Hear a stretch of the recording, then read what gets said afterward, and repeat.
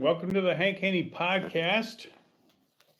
Today on nofilter.net. You can also view the Hank Haney Podcast on YouTube TV, and you can hear the Hank Haney Podcast on iHeartRadio, Apple Podcasts, wherever you get your podcasts. You can hear the Hank Haney Podcast. All right. Today's podcast is brought to you by Bet Online. It is your number one source for all your summer sports this season. MLB, golf, NBA, NHL. Get all the latest news and scores available to follow your favorite teams. All those great stats. Get the latest odds and lines, including the latest team matchups, players' props, even odds on just about every sport out there. You can bet on just about anything. Head to the website today or use your mobile device to get in on the action. It's Bet Online, where the game starts. BetOnline.ag. That's where you want to go. All right. Today's topic on the Hank Haney Podcast has to do with getting better at golf. Everybody who listens to the Hank Haney Podcast, I'm assuming, wants to get better at golf. One of the questions that I get a lot, and this comes from people who take lessons, and I thought about this subject the other day when I had a lesson, and I was explaining to my student about the 9 shots. And invariably people say, well, why don't I just like to hit a fade. I remember, or they might say, I just like to hit a draw. I like to hit a shot. And I remember when I first started teaching PGA Tour players, it was Mark O'Meara was my first student. I met Mark at Pinehurst Hotel and Country Club in the early 80s. And Mark was 124th on the money list on the PGA Tour. And before you know it, 2 years later, he was second on the money list on the PGA Tour. And all of a sudden, people thought Hank Haney must know something. If I had never met Mark O'Meara, I'm sure I wouldn't have this podcast today. Anyway, when Mark and I first met, Mark hooked the golf ball, and he tended to hook it too much. And because he hooked it too much, he thought, you know what? I just want to fade it. Like everybody wants what they don't have. So I just want to fade the ball. And in our discussion about what he needed to do to get better, I said, Mark, why don't we learn to draw the ball correctly so that it doesn't hook too much? And then while we're at it, we'll learn how to fade it. And then we'll be able to hit both shots. That sounds like a better plan to me. And Mark was all ears. So that's the path that we took. But the point is that you really just don't want one shot. Like people say, I just want to play a fade. I'm like, okay, that sounds good. What do you do? What do you do though when you just play a fade and the pin's on the left? What do you do when you just play a fade and the pin's on the left and the wind's out of the left? What do you do then? What do you do when the pin's on the left, the wind's out of the left, and you just play a fade and you've got the ball a little bit below your feet? When the ball's a little below your feet, you're going to tend to miss it to the right when you're a right-handed player. What do you do in that situation? Well, I'll tell you what you do in that situation. If all you got is a fade, you hit the ball at the middle of the green, it drifts over to the right side of the green, and then you try and 2-putt from 70 or 80 feet, which you're going to 3-putt a considerable amount of time from 70 to 80 feet. You don't have that shot. What do you do when you're just playing a fade and the hole curves to the left? What do you do then? You try to start the ball right down the tree line, and if you pull a little bit, it hits into the trees right off the tee. That's what you do. So you just don't want one shot. Ideally, you want to be able to hit all shots. There are 9 shots you can hit: a straight ball, low, medium, and high; a right to left shot, low, medium, and high; and a left to right shot, low, medium, high. And when you hit those shots that are curving, you want a mirror image of both shots. So I don't want my right to left shot to go, head high, and my left to right shot to go sky high. I want to be able to mirror the trajectory both sides, because the idea is that ideally you want to be able to hit the ball pin high. And in order to hit the ball pin high, you have to be able to control your trajectory. So those are the 9 shots. Now, Why do you want to hit those 9 shots? Well, I just told you some of the reasons, but I'm going to tell you some more of the reasons. Well, the pin placement. Ideally, you're going to hit with a, say, 8 iron on down, 8 iron to 3 iron, or whatever your long clubs are, hybrids, Fairway Woods. You want to start the ball always to the middle of the green. Now, with the wedges and short irons, you can start it right at the pin, take it right out of the pin, no problem. But with your longer clubs that will curve, and today an 8 iron is kind of like yesteryear's 6 iron or 7 iron. So it's capable of curving. You want to start the ball at the middle of the green, and you want to work it to the pin. And that's so that you can play conservatively aggressive. And what that means is conservatively, I'm hitting to the middle of the green, but I'm aggressive because I'm curving the ball towards the pin. And if I start the ball in the middle of the green and it doesn't curve towards the pin, okay, it's in the middle of the green, I two putt from 20 or 30 feet and I make my par, I go on to the next hole. If I curve it a little bit toward the pin, pin's on the left, start the ball at the middle of the green, now I got a real birdie opportunity and a better birdie opportunity. But all the while, what I'm doing is I'm avoiding missing on the short side. And the short side means that if you have a green and the pin is on the left side of the green and you miss it to the left, you've missed it on the short side. If you have a pin where the green where the pin's on the right and you miss it to the right, you've missed on the short side. And the problem with missing on the short side is your percentage of up and ins is going to be much lower when you miss on the short side than when you miss on the wide side. Because on the short side, you're probably going to have to hit a flop shot or at least some kind of a pitch lob shot. You get the ball close to the hole, or maybe even just a stopper within 30 feet of the green, depending on how fast the greens are you're playing. And when you hit that kind of shot, it's more of a high risk shot. You have to take a bigger swing. You're hitting more of a glancing blow because the face is wide open. You're cutting across a little bit. You're trying to land it in a close quarters, just a few feet on the green in order to stop it quickly. So if you mishit it or don't hit it solid enough or don't hit it hard enough, you're going to be, in all likelihood, you're going to leave it short. And now you've got what I call a 2-chip, where it's taking you 2 to get on, and now you bring double bogey into play. So you want to miss on the wide side. And that's why when people tell me about, their statistics, and people like to tell me, Hank, I hit this many greens around. And I'm like, okay, that's great. The best on the tour only hits 13 greens around. So you're not going to hit a lot of greens around if you're an amateur golfer. But what you want to really pay attention to is the fact that how many greens do you miss on the wide side versus the short side? Because I would rather hit 9 greens and miss 9 times on the wide side than I would hit 11 greens but miss 6 times on the short side. Because here's the problem. If I miss on the wide side 9 times, I might be able to get 6 of those up and in. Okay, so I've only made 3 bogeys. If I hit 11 greens but miss 7 times on the wide side, okay, I'm not going to be able to get many of those up and in. And maybe I might get one of them up and in. I might not get any of them up and in. I might even take a double bogey from there. So my percentage of up and ins is much better when I leave myself an easier chip shot. I want to miss on the wide side, not the short side. That's one of the reasons why you want to work a ball from right to left or left to right, whatever it is, and you want to be able to play to the middle of the green, then work it to the pin. Okay. The other obvious reason is what if the hole curves one way or another, and you can curve it around the dog leg. It's a right to left hole. You start the ball to the right, you curve it to the left. You're taking yardage off the hole.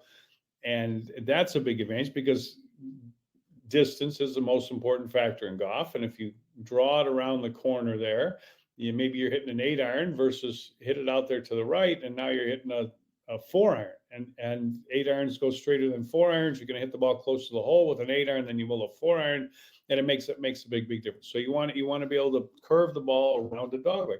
The other thing you want to be able to do is you want to be able to play the curve against the wind to alleviate too much of a curve. If you're a left to right player and the wind's blowing left to right and you get the ball up in the wind and the ball curves and then it curves some more, and next thing you know, it's costing you distance and it's costing you accuracy because you're missed. So these are the reasons why you want to be able to work the ball both ways. The other reason why you want to work the ball both ways is you want to be able to fix your bad shots. And what I mean by that is you always try to fix your big miss, whatever it is. And that's either going to be a hook or a slide. Now you could hit it fat, you could shank it. There's other ways. You could sky your tee shot. There's other big misses. But for the most part, you're talking about fixing your hook or your slice. You want to be able to fix your hook or slice if you have it going one way or the other. Sam Snead said it best. They asked him, they said, what do you do when you're hooking the ball too much? And he said, well, I play with it on the course. And then when I get to the driving range afterwards, I work on cutting it for a while. Okay, sounds pretty easy. And what do you do when you're cutting it too much? He said, well, I play with it on the course. If that's all I got, I play my cut. I aim for it. I play for my cut. And then I go to the driving range and I hook it for 30 minutes. If you can curve the ball both ways, you can do that. But if you only have one shot, if you only hit a fade, you only hit a draw, then you can't go to the range and correct it. It's like I remember back in the day. I remember it so vividly when Phil Mickelson won the Masters for the first time. And he played a cut off tee, and that golf course, Augusta, sets up a lot of holes set up for right to left shots. You want a right to left shot off number 2, the par 5. You want a right to left shot off of number 9, the par 4. You want a right to left shot off of number 10, the par 4. You want a right to left shot off of number 13, the par 5. There's a key holes where you want a right to left shot off of 14 because the fairway slopes a lot to the right. You want to hold it against the hill a little bit. Not to mention if the wind's blowing on any of these holes. So Augusta sets up for a lot of right to left shots. And when Phil Mickelson was fading it good, for a lefty, it worked out good because for him, it works out for the fade. And it's easier for players to fade the ball now than it is to draw the ball because of the way the equipment is, especially with the driver. But I remember when the announcer, it was Lanny Watkins was the announcer. And he said, Mickelson's hitting that fade and he should just keep hitting that fade and he should never hit anything but a fade. And I'm thinking to myself, if you do that, it's just a matter of time before your fade turns into a slice. I mean, there's no, to hit a perfect little fade, your swing is going to maybe be 2 or 3 degrees across the ball, and your club face is going to be a little bit left, and maybe your face is 1 degree left, and your path is 2 or 3 degrees to the left, and you're hitting just a little bit of a fade from left to right. If you're a right-handed player, I'm talking about, and the ball's always starting over there to the left, and it's fading back to the right, and that all sounds good. But if you keep swinging that same way, pretty soon that path is going to be 4, 5, 6 degrees out to end. You're going to be swinging across it too much. And then the face, you're going to have trouble controlling the club face. So it sounds like a nice, easy thought. I just want to play a fade, just play a fade. But it doesn't work. It doesn't work for all those reasons I outlined. So you want to be able to hit all these different shots. The hardest shot, they say the hardest shot to hit is a straight shot. Well, when you look at it, like I'm doing a lot of work on a TrackMan simulator when I'm teaching now, and to hit that straight shot, you need to have a path that's going straight through, 0.0, and you need to have a club face that's facing the target when you hit 0.0. That's hard to achieve. If I have a path that's straight, but a club face that's not, because I'm trying for a straight shot. So I get my path straight, but the club face isn't straight. Okay, I'm either going to hit a pull or a push, and it's going to have some curve onto it too, because the ball's going to start off the wrong way, and it's gonna curve on top of that. But if I'm trying to hit a draw and I'm trying to swing 2 degrees from in to out, and I'm swinging in to out, my face is a little open, but the face is closed relative to the path. So let's say my path is 2 degrees in to out, my club face is 1 degree open. I'm going to get a little bit of draw. Ball's going to start to the right. It's going to draw back to the target. What if my path all of a sudden gets 3 degrees in to out? Well, it gets 3 degrees in to out. If my club face stays the same, I'm going to hook it a little bit too much, and it goes a little bit, maybe a little bit too much to the left. Or my path gets way too much in out. I'm gonna at least get the shot that I'm looking for. When you're trying to hit a straight shot, the problem is you bring in kind of both sides of play. But a player who can work the ball kind of eliminates one side of the golf course. But it's not good enough just to always eliminate one side of the golf course, because holes curve different ways, pins are in different places, you have different slopes in the fairways that you want to hit the ball up against, you have different wind conditions that you want to hold the ball against. So these are all the reasons why it's fantasy land when people say, I just want to hit this one shot. Now there's players that have hit just one shot and they've played well, and they've had good careers.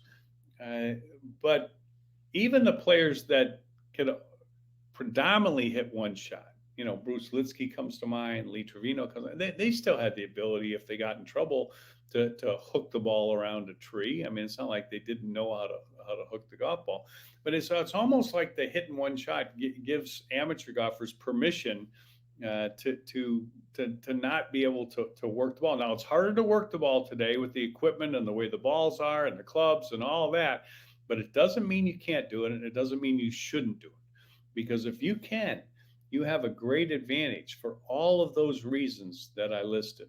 So keep that in mind. Always work on the ball flight that you can't hit. Like when I watch a student, the first thing I'm looking for is their big miss. If they're taking a lesson and they start hitting and they're not hitting any misses, they're hitting a lot of great shots, then I start looking for, okay, what shots can't they hit? There's 9 shots: straight ball, low, medium, and high, right to left, ball starting to the right of the target, curving back to the target but not past the target, low, medium, and high, ball starting left of the target, curving back to the target but not past the target, low, medium, and high. Which one of those 9 shots can they hit? Which ones can they not hit? Or which shots do they hit well? Which shots do they struggle with? Of those 9 shots, and the best ball strikers in the history of the game, they could hit all those shots. They could hit all those 9 shots. There's not many people that have ever played the game. There's not many people that have ever played the game that could sit there and say, I got all the 9 shots. I got all the 9 shots anytime I want. If you ask me to hit a shot, and this is a little quiz I'll give people, I would say, let's say you got a tree in front of you, and you could get over the tree, but you could also go under the tree, and the green would accept either shot. You could go over, you could go under. Okay. And that tree, maybe you want to go around that tree, and you could go, the pin's in the middle of the green, no wind. You could go around the tree from right to left. You could go around the tree from left to right. What would you pick? Like, would it be easier for you to go over the tree or under the tree? Would it be easier for you to go right to left or left to right? Well, if you were the ultimate ball striker, and I'm thinking about Tiger Woods back in the day with his iron game. If you were the ultimate ball striker and you were faced with that situation, it would literally be a flip of the coin. Like, what do you want to see? Which one do you want? I'll give you any one you want. You want right to left? You want left to right? You want high? You want low? What do you want? And that's a good feeling, because that gives you the ability to always be aggressive but conservative at the same time, and it gives you the ability to correct yourself, to correct the mistakes that you're making in terms of your ball flight, because after all, golf is what the ball does. I'll give you one more example of the reason why you want to work the ball. I remember when Tiger won the uh, Open Championship at Hoy Lake, considered one of the greatest ball striking tournaments ever. It's the one where he played with irons, pretty much irons only the whole tournament. And the golf course was a golf course that you predominantly would hit shots from right to left. Okay. And that was kind of the way the golf course set up. And we practiced those shots the week prior to going over there, and he hit those shots during the tournament, and he was hitting them good. But I was always thinking, is that draw he's got going? He's got a great draw going. Is that draw going to turn into a hook?